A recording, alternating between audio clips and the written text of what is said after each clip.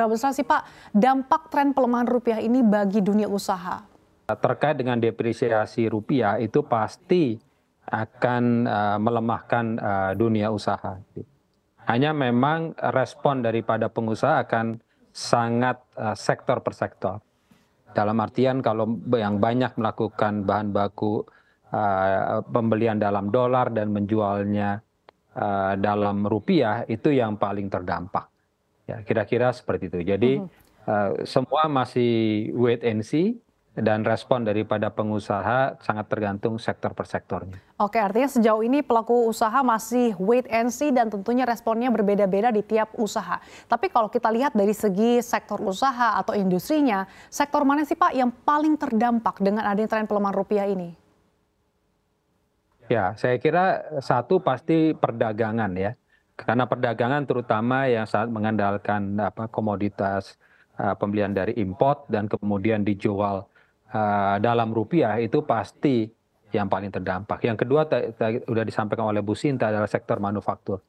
Sektor manufaktur yang utamanya bahan-bahan bakunya adalah bahan-bahan baku import. Gitu. Karena kan kembali adjustment harga dalam rupiah kan tidak bisa semena-mena dilakukan gitu ya. Kita juga harus mempertimbangkan kondisi daripada purchasing power masyarakat untuk membeli produk kita gitu. Jadi tidak otomatis terjadi depresiasi, kemudian kita dengan mudahnya juga menyelesaikan harga di di pasar lokal kita. Oke, tapi dengan tren pelemahan rupiah terhadap dolar Pak yang akhir-akhir ini terus terjadi, apakah memang sejauh ini pelaku usaha juga sudah melakukan atau menggunakan mekanisme local currency settlement?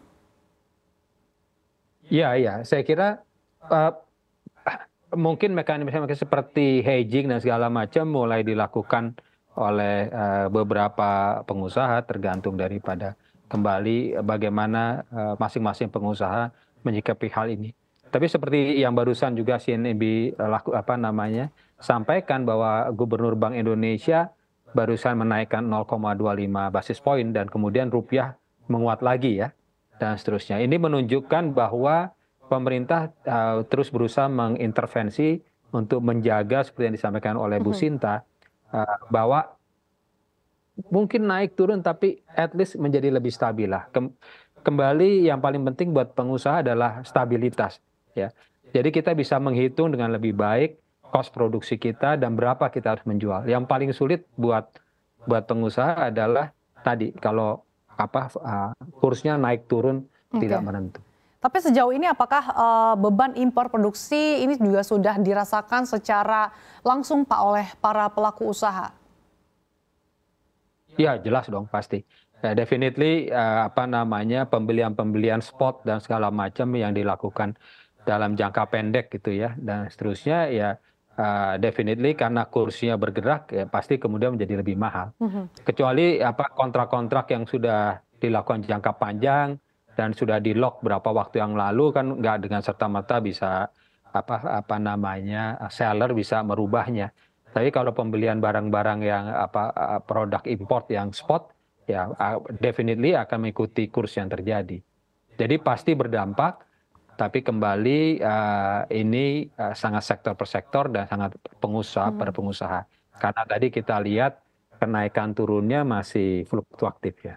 Oke, tapi yang kita tahu Pak bahwa memang pelemahan rupiah yang terjadi di satu sisi memang indeks dolar yang juga terus meningkat. Ini kan disebabkan oleh tekanan eksternal yang bergejolak mulai dari sentimen The Fed hingga eskalasi geopolitik di Timur Tengah sehingga menyebabkan rupiah terpuruk hingga bahkan sempat menyentuh 16.200. Nah sebetulnya level rupiah di mana sih Pak levelnya ini yang patut diwaspadai oleh pelaku usaha?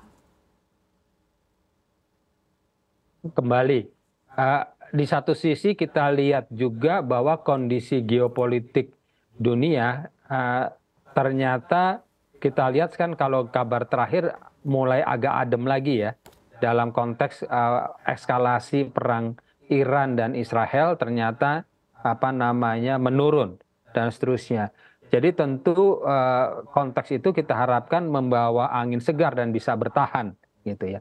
Sehingga memang masih terlalu dini untuk memperkirakan berapa rate yang tepat untuk ini. Yang paling penting menurut saya kalau bisa dibuat stabil sekitar 16.000, kan BI terus melakukan intervensi supaya kursnya stabil, itu yang paling penting. Kembali stabilitas menjadi penting. Stabilitas dalam jangka yang cukup panjang menjadi penting karena kemudian kita bisa membuat forecast baik cost of production kita maupun nilai jual kita ke pasar.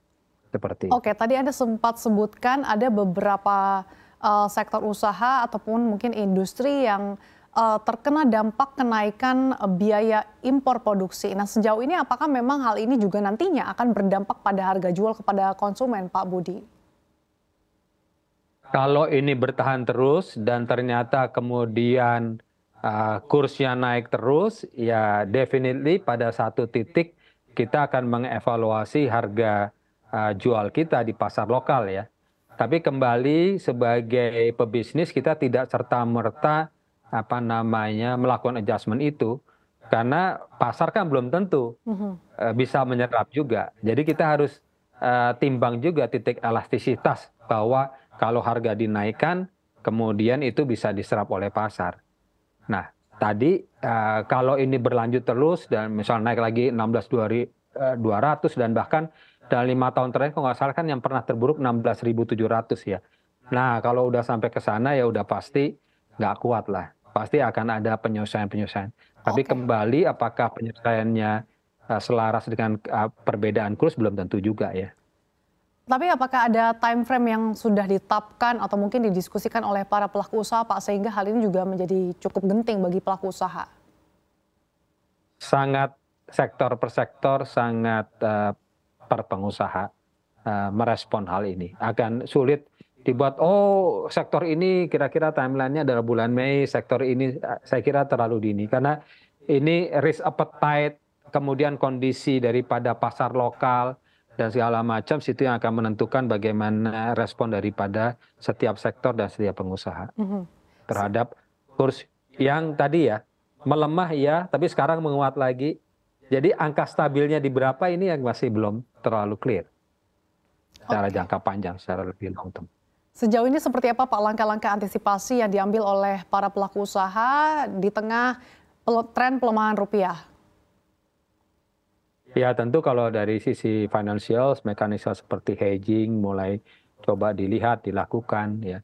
Kemudian yang udah pasti secara operasional berbagai macam efisiensi, efektivitas itu kita lakukan. Kemudian rencana-rencana investasi kita coba tahan dulu sebentar untuk lihat proyeksi secara jangka panjang apakah ini akan berkelanjutan.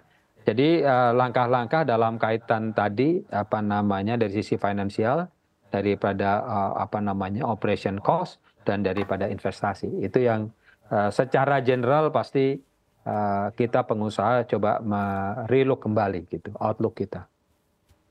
Oke, kalau tadi kita sudah berbicara terkait dengan gambaran sektor-sektor mana saja yang kemungkinan turut berdampak pada tren pelemahan rupiah. Kalau di satu sisi sektor dunia usaha nih Pak yang justru diuntungkan dengan adanya tren pelemahan rupiah. Ya, tentu kembali sektor-sektor yang kemudian penjualannya dalam US dollars ya. Misalnya tentu sektor-sektor pertambangan ya kan dan seterusnya itu yang tentu kembali bisa menikmati hasilnya. Jadi sektor-sektor yang menjual ke luar dan seterusnya itu yang paling dapat. Tapi kalau kita baca, kalau nggak salah saya baca terakhir sebetulnya neraca perdagangan kita kan selama berapa bulan terakhir ini itu cukup bagus ya, maksudnya surplus gitu. Jadi termasuk ekspor produk yang dalam US dollars bukan hanya bahan mentah itu juga tentu bisa quote unquote semacam automatic hedging terhadap bahan baku import yang juga dalam dolar. Oke, tapi melihat tren pelemahan rupiah yang masih saja terus terjadi, seberapa besar hal ini mempengaruhi confidence level para pelaku usaha untuk melakukan ekspansi, Pak? Itu tadi Mbak, kalau dibilang pelemahan terus terjadi, tapi barusan per hari ini ternyata menguat ya. Itu menunjukkan bahwa kita belum bisa memprediksi sampai sejauh mana stabilitas daripada